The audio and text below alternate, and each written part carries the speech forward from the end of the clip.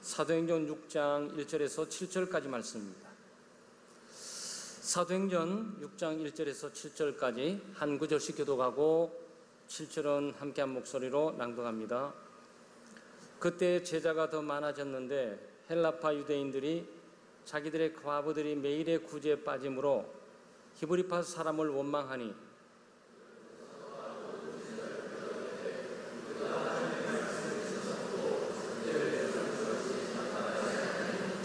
형제들아, 너희 가운데서 성령과 지혜가 충만하여 칭찬받는 사람 7을 택하라.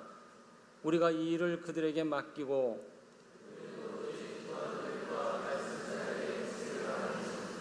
온 무리가 이 말을 기뻐하여 믿음과 성령이 충만한 사람 스데반과 또 빌립과 브로고로와 니가노로와 디몬과 바메나와 유독에 입교였던 안디옥 사람 니골라를 택하여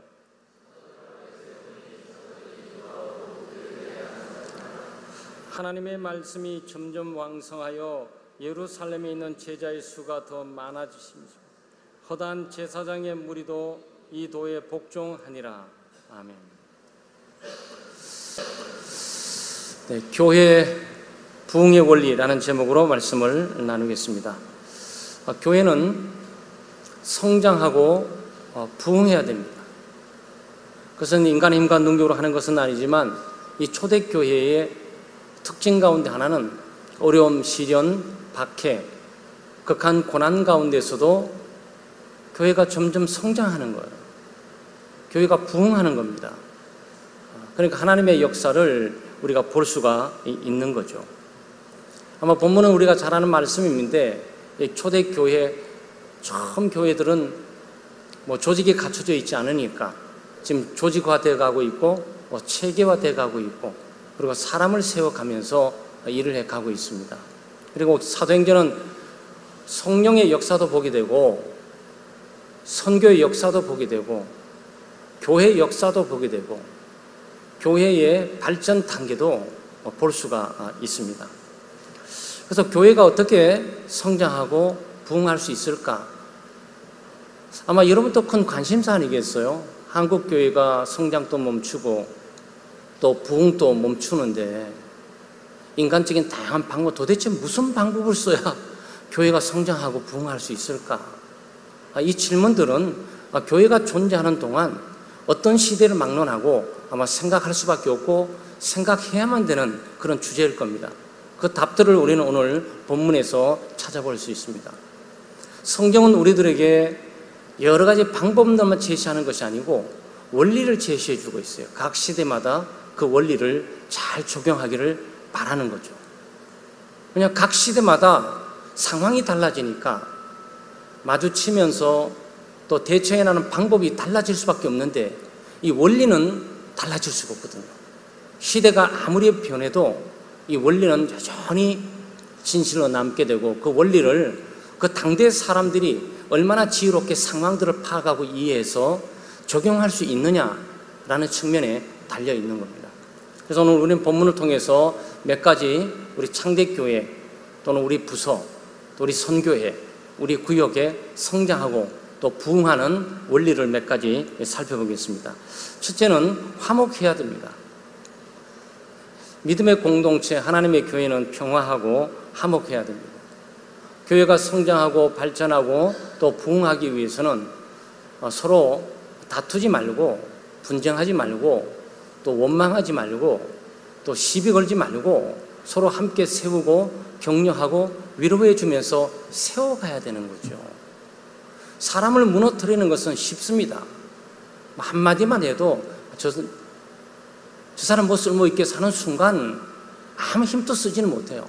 그런 조직에 무슨 힘을 담고 힘을 싣고 열심히 봉사하겠습니까? 내가 필요 없다고 이미 단정을 해버리는데 내가 아무리 노력하고 애를 써도 내 헌신과 노력이 이해되어지지 않고 인정되어지지 않는다면 누가 그 그룹이나 조직에 충성하고 헌신할 수가 있겠습니까? 아마 여러분이 우리 창대교회뿐만 아니고 또 어떤 모임에 간다고 할 때 어떤 모임을 가고 싶겠습니까? 그 모임에 가게 되면 날마다 싸워. 네 잘났다 내 잘났다고 싸우면서 서로 시기하고 질투하고 분쟁하고 이 세상에 먹고 살기도 바빠서 치열한 정쟁터미 가운데 싸우기도 힘들고 벅찬데 또 마음의 평화를 찾고 좀 편안히 있고 싶어서 왔는데 여기는 더 시끄러워. 근데 그런 모임에 가겠습니까? 아니면 어떤 모임에 가니까 차분하게 서로를 위하고 서로를 격려하고 서로를 배려하고 서로에게 양보하고 뭐 이런 모임을 여러분 가겠습니까? 아마 정상적인 사람, 특별히 호전적이고 싸우기를 원하는 사람이 아니라면 좀 후자를 택할 거예요. 가정도 평화가 중요하고 화목이 중요하고 또 나라도 이 세상도 화목과 평화가 중요하고 아무리 잘 먹고 잘 살아도 싸우고 다투는 순간 모든 것들이 다 무너지는 거죠. 교회도 마찬가지입니다. 교회도 화목해야 되고 교회는 화평해야 돼요. 그래서 우리 직분자를 세우게 될 때 직분자의 질문 가운데 꼭 반드시 있게 되는 것이 교회의 화평을 위해서 힘쓰겠느냐 이 말을 해요. 당신이 얼마나 똑똑하고 당신이 얼마나 위대하고 당신이 얼마나 교회에 영향을 줘서 부흥의 원동력이 될지는 모르겠지만 화목할 수 있냐? 이 문제를 묻는다고요. 만약에 화목할 수 없는 능력이라면 그 능력을 쓰면 안 돼요. 화평하고 화목할 수 있는 길로 나갈 수 있는 재능이라든지 그런 요건을 갖추지 않는다면 안 쓰는 게 낫죠. 오늘 초대교회는 큰 위기 앞에 있는 거예요. 원망과 시비가 일어났어요. 참 위로가 됩니다. 12사도들, 예수님의 직계 사도들이 목회한 현장도 이렇게 사람들이 싸우고 다투고 분쟁할 수가 있구나. 그렇다면 오늘 현대교회는 얼마나 싸우고 분쟁하고 다툴 수가 있을까라고 우리가 짐작하고 추론할 수가 있습니다. 그런데 원망과 시비가 일었어요. 그 불화가인 거예요. 그러니까 사람이 원망하게 되고 또 시비를 서로 주고받고 걸게 되게 이 불화해요. 화목할 수가 없는 겁니다. 그런데 문제의 양상은 뭐냐면은 구제 문제예요. 하나님의 일 잘해보려고 하다가 지금 이게 분쟁한단 말이죠. 여러분, 교회는 서로 개인적인 어떤 질투 시기 때문에 다투기도 하지만 실제로 하나님의 일을 어떻게 하냐 하다가 싸워요. 주일학교 교재를 A를 하냐 B를 하냐 그러다가 싸웠어. 그냥 교사들이 분리돼서 다음 주 어떤 교사는 안 나와. 그러면 이제 A도 안 쓰고 B도 쓰지 말아야지. 그 교재가 그렇게 중요한 겁니까? 그러니까 여기 핵심이 중요한 것은 하나님의 일이 아니고 관계 설정의 화목과 평화를 유지하는 인격과 삶을 배우지 않으면 가장 똑똑하고 지혜롭고 가장 영향력 주는 그 힘들이 오히려 무너뜨리는 것으로 사용되게 되는 거예요. 그럼 이 구제 상황, 구제가 얼마나 좋습니까? 사실 구약 성경 하나님의 백성들의 사역 가운데 하나는 구제였어요. 미망인들이나 고아들을 불쌍히 여기면서 곧어서 도와주라. 그리고 신약의 예수 그리스도를 통한 교회도 마찬가지예요. 교회의 선교, 또 복음 전파죠, 교육, 예배, 또 섬김, 그다음 구제, 이런 사역들이 무시하지 못할 만큼 중심부에 서 있는 사역이에요. 초대교회는 처음부터 이 구제를 시작하면서 구제 사역을 했는데 이 구제 때문에 원망과 시비가 일어나고 이 구제하다가 싸움 난 거예요. 그러니까 굉장히 위기를 만나고 있는 거죠. 그러면 어떤 문제가 발생됐냐면은 이 지역적인 문제, 또 소위 교회에서도 학맥이 움직이고 인맥이 움직이면서 뭐 전라도 파냐, 경상도 파냐, 아니면 북한 파냐, 남한 파냐.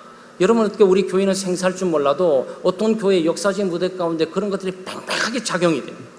소위 기득권들이 작용이 되고 있단 말이죠. 그런데 여기는 무슨 교회입니까? 예루살렘 교회예요. 예루살렘이 어디 있습니까? 유대 중심부에 있어요. 유대인들로 가득 차 있다고. 예수님이 유대인이에요. 예수님의 12제자가 유대인이라고. 그러니까 즉각적으로 이 기득권들은 기독교 신앙들을 깊이 인식하면서 이것들을 그리스도를 따르면서 적용하지 못하게 되면 인간적인 부분들이 나올 수밖에 없는 거죠. 바로 그 문제예요. 그러니까 과부들을 구제를 해야 되는데 헬라파 유대인 과부들이 있어요. 유대인 과부들이에요. 하나는 이방인 과부들이에요. 유대인이 아니면서 예수를 믿었던 사람들, 유대인이면서 예수를 믿었던 사람들. 그런데 구제를 하는데 물론 일부러 그런 건 아니겠지만 자연스럽게 같은 걸로 보여지게 되는 거죠. 구제를 하는데 헬라 이방인 과부들은 자꾸 구제하고 빼는 거예요. 매일매일. 그리고 히브리파 유대인 과부들만 자꾸 돕는 거예요. 아니, 헌금은 똑같이 하는데 누구는 돈 받고 누구는 돈 받지 않으니까 이면과 즉각적으로 원망과 시비가 일지 않겠습니까? 그러니까 이방인 쪽에 있는 과부들 쪽에서 원망이 일어나는 거예요. 그리고 시비를 걸 수밖에 없어요. 그건 공정성에 대한 시비, 편파적이고 편해지지 말아야 된다는 시비를 던진 거죠. 왜 당신들이 예수님도 유대인이고 12제자 당신들도 유대인이고 유대인들이 득세하고 판을 치는 이 교회가 유대인의 교회냐? 이방인의 교회는 아니냐? 우리는 예수를 안 믿는 사람이냐? 그러면 똑같이 예배하고 똑같이 하나님을 섬기고 똑같이 성령을 따라서 똑같이 믿음으로 살고 똑같이 헌금하는데 왜 구제를 하는데? 유대인 과부들만 구제하고 이방인 과부들은 왜 빼놓는 거냐? 여러분, 이 불평과 불만이 얼렁뚱땅한 게 아니에요. 이 공정성에 대한 문제를 던지고 있는 거야. 교회가 이래서 되겠냐? 왜 경상도 판을 치냐? 왜 전라도 판을 치냐? 이러지 마라. 왜 구로구에 사는 사람만 여기서 판을 치냐? 그러지 마라. 교회는 그런 장소가 아니다. 라는 부분들을 지금 여기에 어필을 지금 호소를 하고 있는 거예요. 사실 완전한 교회는 없어요. 우리는 완전한 교회와 완전한 모임을 향해서 지향해 나가고 그렇게 기도할 뿐이지 이 세상은 완전한 교회 없습니다. 어떤 교회를 가도 어떤 문제 가운데 있을 수밖에 없어요. 그래서 성도들이 늘 시험에 드는 요소가 교회를 완전하게 생각을 하는 거예요. 창대교회가 완전하게 생각하는 순간 몇 개월 못해서 무너져요. 교회는 완전하지 않아요. 이 교회 가운데서 사탄이 역사하는 거고 교회 가운데서도 죄가 역사하고 활동하고 활개치고 교회 가운데서도 믿음만 작용되는 것이 아니고 인간적이고 육신적이고 타락하고 오염된 본성들이 작용이 되기 시작한다고요. 사람이 그 테두리를 벗어날 수가 없는 거거든요. 그래서 다툼과 분쟁이 일어나면서 교회가 위기 가운데 있는 거죠. 사실 이렇게 화목치 못하고 불화하고 시비 분쟁이 많으면 성장하지 못하고 부흥에 큰 장애가 되고 걸림돌이 되게 되어 있습니다.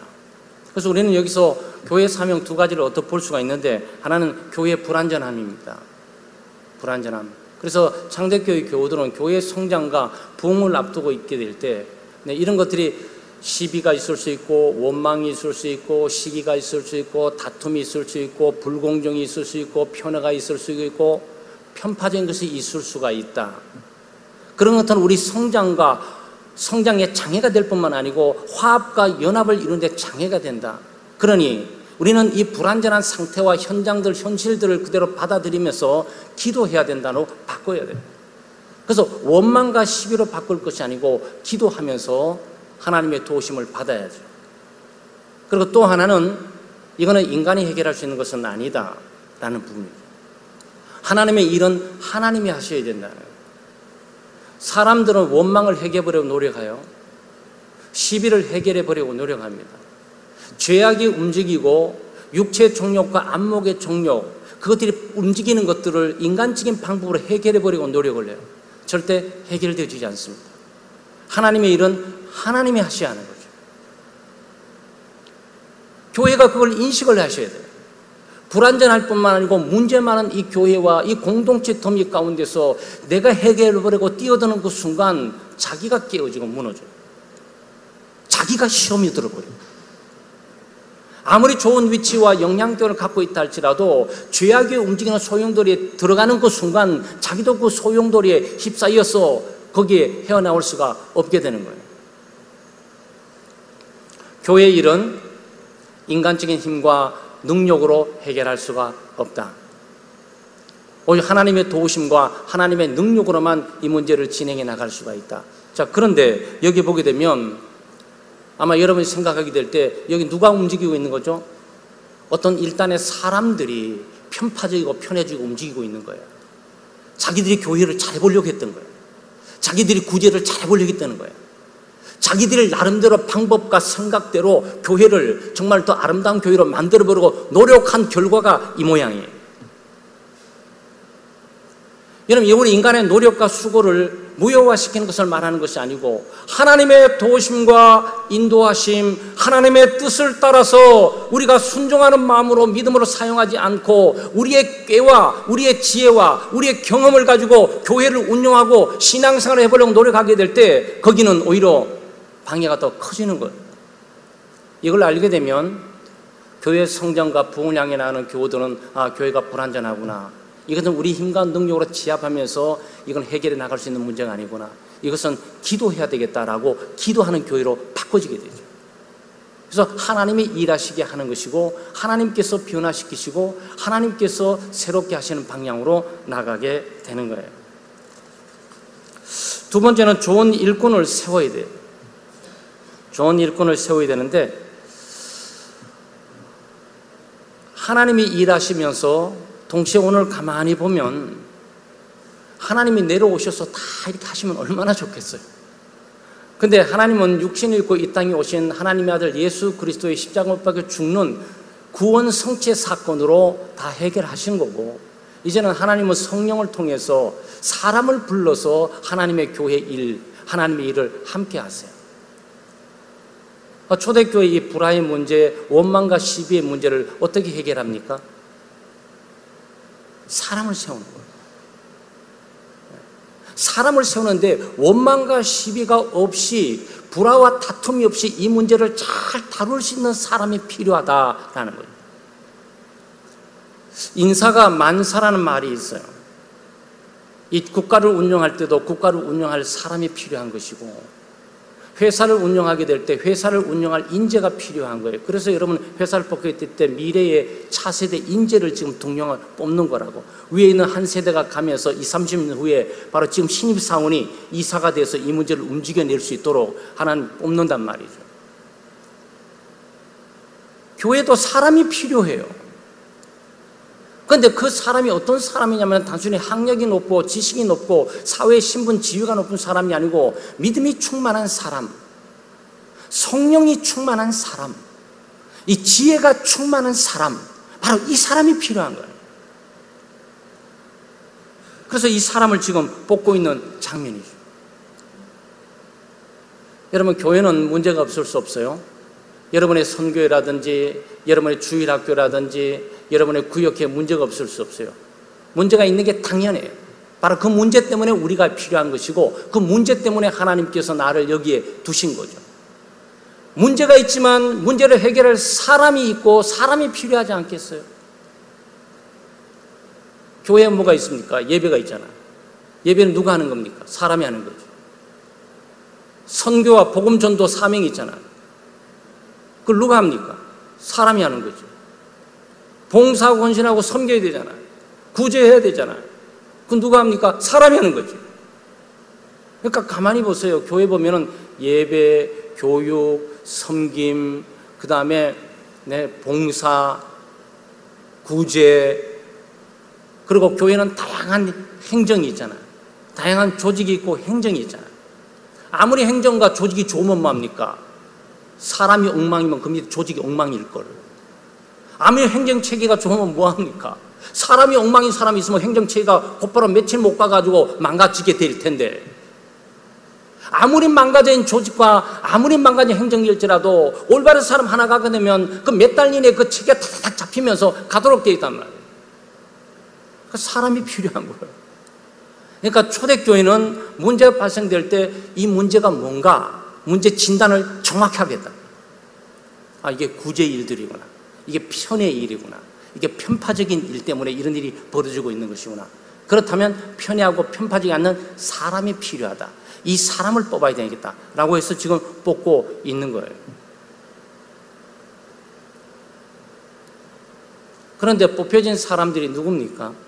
여기에 초대교회 저력이 있는 거고 우리 창대교회가 배워야 될 모습이 있어요. 우리 창대교회가 그렇다는 게 아니에요. 아마 여러분이 교회를 여러 군데, 저는 교회를 여러 군데 다니면서 그 분위기나 상황을 봐야잖아요. 어떤 거는 평양 출신들이 다 잡고 있어요. 그 어떤 목사님이 슬픈 얘기하고 그만두시더라고. 그 목사님이, 제가 저 뒤에 앉아있는데 목사님 설교하시면서 교인들이 한 500, 600명 정도 되는 것 같은데 제가 오늘 그만둡니다. 그만두는 이유가 딱 하나예요. 복잡하게 얘기하지만 여기 이 교회는 평양 출신의 교인들이 많아서 저는 그만둡니다 그랬어요. 저는 목회길을 가는 사람이기 때문에 한순간 그 상황, 그 교회가 문제가 뭔지는 한순간 읽었어요. 문제 파악을 하는 거죠. 그런데 여기에 초대교회는 지금 7번의 집사님을 뽑았어요. 근데 이 집사님들이 뭐냐면은 학력이 높은 사람들이 아니에요. 사회신분 지위가 높은 사람들이 아닙니다. 소위 IQ가 높고 세상에 잘 나가고 똑똑한 사람들이 아니에요. 이 사람들은 딱 3가지 조건만 갖췄을 뿐이에요. 믿음이 충만했다. 여기는 믿음이 작동되는 것이지 인간적인 신분과 지위가 작동되는 것이 아닌 거예요. 지혜가 충만했다. 이 지혜는 하나님의 지혜를 말하는 거예요. 하나님의 뜻을 잘 알고 그 뜻을 따라 헤아려서 살아갈 수 있는 영적인 분별력과 통찰력이 있었다. 그리고 성령이 충만했다.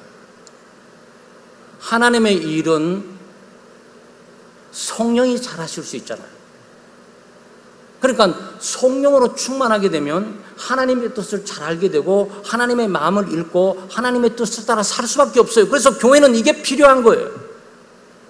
여기다가 사회 신분 지위가 높고 돈 많고 또 능력 있고 하면 더 좋죠. 네? 사랑하는 여러분, 여기에 뽑힌 사람들이 좀 이방인들이에요. 유대 출신들이 다 배제됐다고. 그런데 사도들이 이렇게 뽑은 게 아니에요. 사도들이 딱 보니까 이거 유대인 가부들을 말하는 이 유대인 예수 믿는 사람 때문에 교회 복잡하다. 저 사람들 지위들 다 빼앗고 바로 이방인 분들만 다 지위를 준다. 이 말이 아니었어요. 투표했습니다. 투표. 지금처럼 제비를 뽑아서 투표했어요. 투표를 했는데 이 모든 교우들이 이 일을 잘 다룰 수 있는 사람, 믿음이 충만한 사람, 지혜가 충만한 사람, 성령이 충만한 사람 뽑고 7명을 뽑아놓고 보니까 유대인 출신이 아무도 없어. 소외됐고 구제에 빠졌던 이방인 출신의 집사님들만 전진 배치되면서 딱 일을 하고 있단 말이에요. 세상의 결과가 이렇게 오묘할 수가 있겠어요. 여기 메시지의 의미가 뭡니까? 초대교회는 굉장히 이 문제에 성숙해 있다. 기득권들을 다 내려놓았다. 유대인 어떤 일단의 리더십들이 이 문제에 개입하지 않고 정말 다 내려놓고 하나님의 뜻에 다 맡기면서 온 공동체의 뜻을 하나님의 뜻으로 알고 여기에 물어보았다. 그리고 그 결과는 유대인 직분자가 한 명도 없이 이방인 직분자만 전진 배치되면서 이 구제 사역이 원활하게 나갈 수 있는 방향이 됐단 말이죠. 그럼 위험할 거 아니겠어요? 이제 이방인 집사님들이 전진 배치됐으니까 유대인 과부들은 이제 앞으로 국물도 없겠구나. 이제는 보복적인 차원에서 이방인 과부들만 전면적으로 구제하겠구나. 그게 아니에요. 그래서 믿음 충만하고 성령 충만하고 지혜 충만한 사람이 뽑힌 거예요. 인간적인 꾀를 가지고 정치적인 가지고 이 문제를 하려고 했던 사람들이 아니고 순수하게 성령의 이끌림과 성령의 인도함을 따라서 하나님의 지혜를 따라서 이 세상 자기 경험이라든지 이 세속적인 개념을 가지고 운영하는 것이 아니고 믿음으로 하나님의 말씀을 따라서 믿음으로, 그러니까 얼마나 공정하게 이 일들이 진행됐음을 우리가 보는 거예요. 7절 말씀에 이 교회 수많은 사람들이 교회로 들어왔다고 보게 될 때 이 교회는 위험을 극복하면서 불화의 위험을 극복하고 지금은 화목하는 방향으로 나갔음을 우리가 보게 되는 거예요. 어떻게 이런 조직이 됐을까? 사람 잘 뽑은 거지. 사람 잘 뽑은 거지. 창대교회 여러분 직분자 뽑는 그 순간에 직분자를 뽑게 될 때 인맥 해야 돼요. 나와 절친한 사이 빼야 돼요. 네? 나와 똑같은 지역의 출신 빼야 돼요. 나와 똑같이 어릴 때 자라서 이렇게 빼야 돼요. 믿음이 충만한가? 성령이 충만한가? 지혜가 충만한가? 이걸 보셔야 됩니다. 자기들이 뽑아놓고 자기 뽑힌 사람에서 망하는 모습이 얼마나 불쌍합니까? 그래서 사람 뽑는 문제는 굉장히 중요한 거예요, 여러분. 하나님의 말씀이 흥황해야 됩니다. 7절이 답이죠. 답 하나가 나오는데 하나님의 말씀이 점점 왕성하여 예루살렘에 있는 제자의 수가 더 심히 많아지고 허다한 제사장의 무리도 이 뒤에 복종하니라. 하나님의 말씀이 점점 왕성해져요.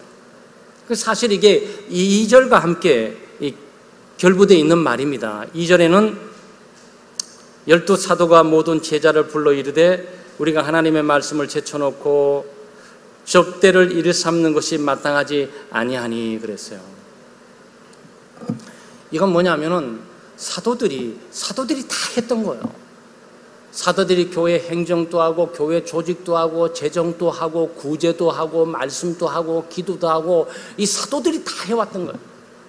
그리고 사람들이 점점 늘어난 그 수요를 감히 감당치를 못하고 하다 보니까 어디 하나가 좀 빈틈이 생겼단 말이죠. 그것이 구제 사역의 어려움들이었어요. 그러니까 이 문제를 어떻게 해결해야 되냐? 분담을 해야 되겠다. 네.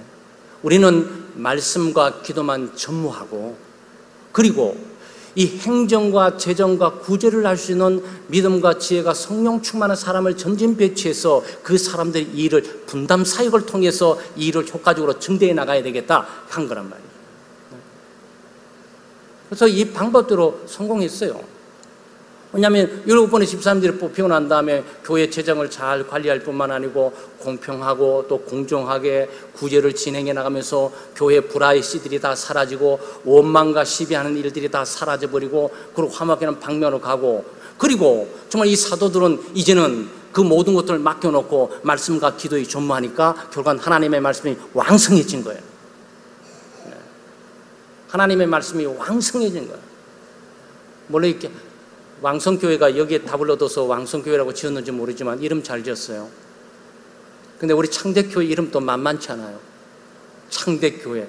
근데 그 자체만으로 가슴 벅찬 그런 이름이 참 중요하지 않아요? 근데 하나님의 말씀이 왕성했단 말이죠. 그러니까 여기에 있는 하나님의 일하는 방법 가운데 하나님의 일이 편중되면 안 돼요. 하나님의 일이 편중되게 하면 안 됩니다.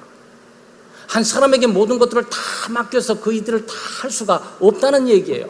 아무리 날고 뛰는 목회자일지라도 그 사람이 교회 모든 일을 다 할 수가 없는 거예요. 아무리 날고 뛰는 어떤 교회이더라도 그 사람이 모든 일을 다 할 수는 없는 거예요. 그러니까 분단 사역이 불가피한 겁니다. 각자의 은사에 따라서, 각자의 기능에 따라서 할 수 있는 범위들을 주면서 그 일을 함께 담당하고 짐을 함께 지게 될 때 교회는 화목할 뿐만 아니고 일들을 효율적이고 능률적으로 해나가게 되는 거죠. 이거는 뭐 일반 조직 사회도 알지 않겠어요? 그 참고로 여러분이 잘 아셔야 돼요. 일반의 매니지먼트, 조직 운영, 그 모든 것들은 성경의 기초에서 원리를 배우는 거예요. 기독교 원리가 사실 이 세상을 살리고 있는 거예요. 그 사람들이 직접 전문가들이 기독교 원리에서 성경에서 뽑아내는 것이 아니고 성경에서 뽑아낸 이 원리들을 이 사람들이 보고 이거 정말 괜찮은 원리다라고 빌려서 쓴단 말이에요. 편중적 이상, 다른 말로 표현하면 초대교회는 뭐에 집중했습니까? 구제만 집중했어요. 교회는 구제만 있는 게 아니에요. 복음 전도도 있어요. 선교도 있습니다. 행정도 있어요. 관리도 있습니다. 교육도 있어요. 여러 가지 일들이 이 균형을 찾으면서 조화 있게 진행되어 가야 되는 것이지, 교회가 이제 한 가지만 붙들고 그 일만 계속, 어떤 교회는 선교만 해. 어떤 교회는 교육만 해. 어떤 교회는 선교와 교육이 없어. 그냥 지역에 구제만 해. 이러면 안 된단 말이에요. 우리는 초대교회에서 그걸 배울 수 있는 거예요. 이게 어제 한 가지 일만 잘한다고 집중적으로 다 해서 그 교회는, 그래서 조심스러워요. 비판적이고 판단적인 것이 아니면 어떤 교회는 뭐 젊은이만 뭐 10,000명 보인다. 그거 좋은 교회가 아니에요. 교회가 어떻게 청년들만 모일 수가 있습니까?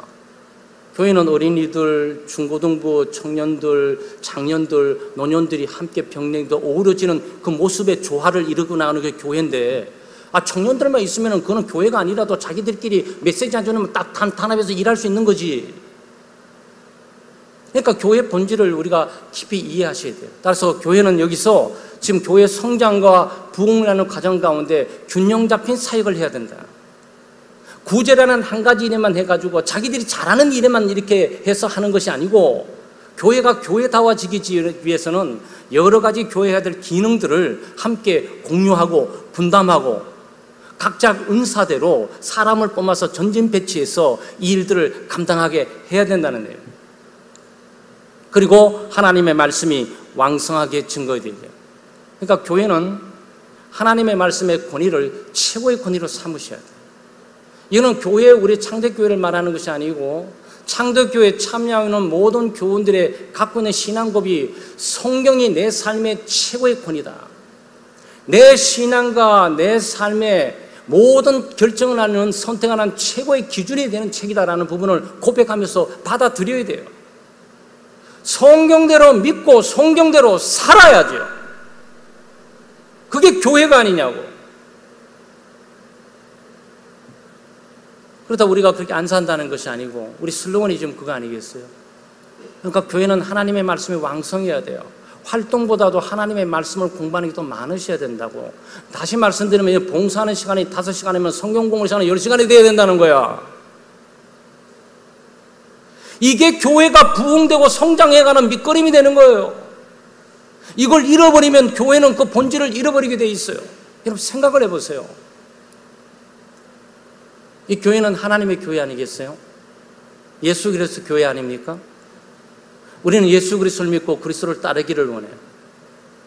하나님의 뜻대로 살기를 원하고 하나님의 영광을 드러내기를 원해요. 그래서 우리가 예배를 드리면 내 생각과 내 뜻대로 드리는 예배가 아니고 하나님의 뜻대로 드리는 예배가 되고 싶은 거예요. 그렇죠? 봉사하고 섬기는데 내 기분에 따라서 내 생각에 따라서 하는 봉사와 섬김이 아니고 하나님의 뜻대로 하는 봉사와 섬김이 되고 싶은 거예요. 내가 신앙이 성장하고 선교하고 전도하는데 그냥 내가 내 기분에 들떠갖고 전도하는 것이 아니고 하나님의 뜻을 따라서 전도하고 싶은 거예요. 하나님의 뜻이 어디 있습니까? 여러분 하나님의 뜻이 도대체 어디에 있습니까? 성경에 있잖아요.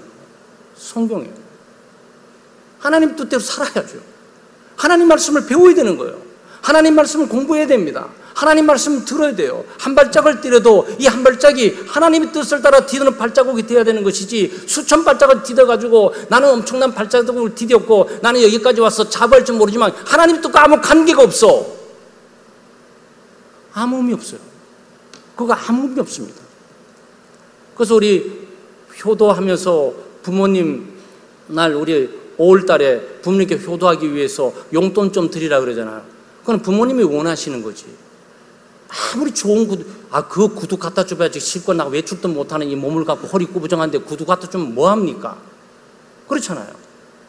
그러니까 자기는 자기 기분에 들떠갖고 아버지 구두 사가지고 어머니 옷 사갖고 가고 막 어머니만 화장품 막 사갖고 와서 이런 좋은 화장품, 이 인류 화장품을 어머니가 평소에 써봐서 어머니는 지금 하늘나라 갈 준비만 하고 계시는데 그게 무슨 도움이 되겠냐고. 그러니까 여기는 무엇을 하게 되는 이 액션, 이 행위에 내가 좋아하고 내가 기분 좋은 게 아니라 받는 사람이 뭘 원하는지 아는 것이 중요하지 않겠어요, 여러분? 내가 예배드리고 봉사하고 헌신하고 하나님을 섬기는 이 일의 의미가 난 보람찼어, 나는 기뻤어, 나는 오늘 예배드렸어, 나는 오늘 봉사했어, 얼마나 기뻐. 이게 중요한 게 아니고 하나님이 이걸 받으셨을까? 이게 중요한 게 있어요. 그걸 알려면 이 말씀을 배워야 된다는 거예요. 그래서 하나님의 말씀이 왕성해야 됩니다. 하나님의 말씀을 열심히 읽으셔야 돼요. 네. 하루에 3장, 주일에 5장, 1년에 한독. 네. 또 집사님들은 1년에 2독 정도 하셔야 돼요. 나는 예수 믿으면서요 얼마나 충격을 많이 받는지 몰라요. 그 충격은 어떤 정말 존경할 만한 귀한 사모님이시고 좀 이러는데 성경을 지금까지 50몇 세 됐는데도 한 번도 안 읽어봤대. 전 생각하는 거, 이건 뭐지 지금? 이게 지금 뭐지 이게? 이런 생각이 들어요. 사랑하는 여러분, 성경 사랑하세요. 하나님 말씀 읽으셔야 됩니다. 하나님 말씀 공부하세요. 부지런히 말씀을 공부할 수 있는 기회 있으면 부지런히 찾아서 공부하셔야 돼요. 하나님 말씀 암송하셔야 됩니다. 하나님의 말씀을 내 마음에 내가 범죄치 아니하랴요. 주의 말씀을 내 마음에 두었다 그러잖아요. 하나님의 말씀을 내 마음에 어떻게 둡니까? 이거 공짜로 두어지는 거예요? 아니요, 노력해야 됩니다. 기억해야 되고 반복해야 되고 힘을 쓰고 노력해서 이 말씀을 외우고 마음에 둬야 되는 거죠. 예수 그리스도에서 구원받는다고 값없는 은혜라고 모든 걸 다 값없이 받기만 하려고 그러면 그거 안 돼요. 태어날 때는 값없이 태어났지만 크는 데는 자기도 노력하고 밥 주는 거 떠먹기는 해야지. 그렇지 않겠습니까? 여러분, 아이를 키우는 재미가 뭐예요? 나중에 좀 떠먹이다 보면 얘가 죽을 먹다가 이웃이 가다가 죽을 먹다가 쌀을 먹다가 나중에 자기가 스푼으로 젓가락하고 자기가 떠먹는 거 이렇게 돼야 되는데 10살, 20살, 50살 텐데 날마다 떠먹여줘야 돼. 이거 뭐 문제가 있는 거예요. 그거는 굉장히 문제 있는 성장이에요. 교회는 하나님의 말씀이 왕성하게 되면 성장하고 부흥하게 돼 있어요. 왜 그렇습니까? 하나님이 말씀을 통해서 역사하기 때문에 그래요. 성령은 말씀을 통해서 역사하세요. 말씀을 통해서 우리를 감동시키고 말씀을 통해서 우리를 새롭게 하고 말씀을 통해서 우리에게 셈을 주고 말씀을 통해서 하나님의 뜻을 깨닫고 말씀을 통해서 내 의지를 감화시켜서 그 길로 가도록 하시는 거란 말이죠. 내가 예수 그리스도를 붙드는 것이 아니고 그리스도께서 나를 붙드는 것이고 내가 예수 그리스도를 끌고 가는 것이 아니고 그리스도께서 나를 끌고 가는 거예요. 내가 예수 그리스도를 택한 것이 아니고 그리스도께서 나를 택하고 붙들고 가시는 거란 말이죠. 내가 일하는 것이 아니고 성령께서 나를 감동시켜서 일하게 하신 거예요. 그게 중요하단 말이죠. 그러니 우리가 변화되려면 어떻게 됩니까? 내 노력과 힘으로 변화되는 것이 아니고 말씀 앞에 서시면 돼. 겸손하게 마음을 내놓고 말씀 앞에 서면 성령께서 이 말씀을 통해서 우리 영혼의 암적인 존재들을 다 도려내면서 새롭게 하고 깨끗게 한단 말이에요. 근데 이거 다 읽지 않고 가만히 무슨 얘기인지 잘 모르는데 그저 나는 봉사가 보람이 있고 즐거워가지고 날마다 다니고 있으면 그럼 봉사단체 가면 되는 거지. 여러분, 이 세상에 봉사단체와 구제단체, 이 사회 박애주의적인 단체가 얼마나 많은지 아세요? 거기 가 있어야 되는 거야. 교회에 있어야 되는 것이 아니고.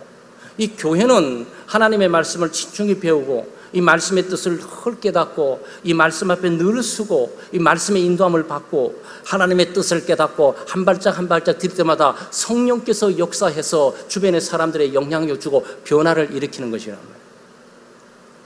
그러니까 이게 하나님의 말씀이 왕성해서 예루살렘에 있는 제자 수가 더 많아지고 그랬어요. 사랑하는 여러분, 교회가 부흥할 수 있습니까? 부흥을 위해서 기도하고 있습니까? 교회가 성장할 수 있습니까? 성장을 위해서 기도하고 있습니까? 네, 교회는 부흥되고 성장될 수 있습니다. 단 조건이 성경의 원리를 따라야 돼요. 오늘 주어진 이 원리를 따를 때 그 교회가 10명 되든 50명 되든 100명 되든 하나님께서 역사하셔서 수많은 제자들을 일으키실 거예요. 교회가 화합하게 되고 믿음의 좋은 사람을 적시적소에 배치하면서 믿음과 성령과 지혜가 충만한 사람들이 교회 전면에 서 있고 목회자들은 모든 걸 다 하려고 그러지 말고 독재하려고 그러지 말고 하나님의 말씀과 기도에 전무하면서 말씀의 뜻을 계속 들어가고 하나님의 말씀이 왕성하고 교우들은 하나님의 말씀을 사모하고 하나님의 말씀의 뜻이 무엇인가라고 늘 헤아리면서 그 말씀을 따라 살고 싶다는 열망을 가지고 비록 부족한 믿음이지만 그 말씀을 따라 한 발 한 발 디딜 때마다 성령께서 역사하셔서 우리의 발자국은 크고 영향력이 있는 것이 아닌데 성령께서 우리의 작은 믿음의 발걸음을 사용하셔서 큰 종족을 남기시는 거예요. 그게 하나님의 일이에요. 그래서 교회 부흥과 성장은 우리가 하는 것이 아니고 하나님이 하시는 거예요. 사랑하는 여러분, 우리 창대교회는 성경의 원리를 오늘 화목하는 교회, 하나는 공동체, 또 우리의 사람들을 잘 세워서 우리를 잘 섬기고 주님을 잘 섬기는 성령과 지혜, 또 믿음이 충만한 하나님의 사람들이 우리 앞에 세워지도록 그리고 오늘 저희들이 하나님의 말씀 늘 사모하고 말씀을 배우고 말씀을 묵상하고 말씀의 뜻이 무엇인지 또 우리가 행한 행위가 있지 않았겠어요? 우리가 한 행위가 이 말씀 가운데 있는 것인지 말씀에 기초하고 있는 것인지 잘 헤아리면서 믿음으로 살아가면 우리 교회는 우리 부서는 성장하고 부흥하게 될 줄 믿습니다. 그런 역사가 우리 창대교회에 있기를 주의 이름으로 축원합니다. 기도하겠습니다. 하나님 아버지 참 감사합니다. 하나님의 크신 은혜와 사랑으로 저희들이 예수 믿고 살아갑니다. 무더위 가운데, 폭염 가운데, 열대야 가운데 저희들의 삶을 지키시고 또 오늘 또 주의 날 잊지 않고 주의 보좌 앞에 나와 예배하게 하시고 찬양하게 하시며 기도하게 하시고 또 하나님의 말씀을 들으시는 고귀한 기회와 특권을 주심을 감사합니다. 하나님이 세상은 교회가 이제 부흥이 멈췄고 성장이 멈췄다고 단언을 하고 부흥할 생각도 하지 않고 성장할 생각지 않고 모든 것들이 멈춘 상태에 있습니다. 오 하나님, 저희들이 오늘 귀한 말씀을 통해서 교회는 여전히 하나님의 능력으로 성장할 수 있고 부흥할 수 있다는 사실을 우리가 배우게 됩니다. 저희들 하여금 화목한 공동체가 되게 해 주시옵소서. 원망과 시비가 없이 그리스도 안에서 연합하는 믿음의 공동체가 되게 해 주시옵소서. 귀한 하나님의 사람들을 많이 보내주시고 믿음과 성령과 지혜가 충만한 하나님의 사람들이 귀한 직분을 받아 그들의 기능대로 은사대로 활동하는 교회가 되게 해 주시옵소서. 하나님의 말씀이 힘차게 증거될 뿐만 아니고 올바로 전해지는 교회가 되게 해 주시고 또 하나님의 말씀을 사모하고 배우고 읽고 암송하고 적용하는 일들을 좀 쉼없이 진행함으로 성령께서 말씀을 통해 역사에 부흥하고 성장하는 교회 될 수 있도록 인도해 주시옵소서. 감사드리며 예수님의 이름으로 기도드리옵나이다. 아멘.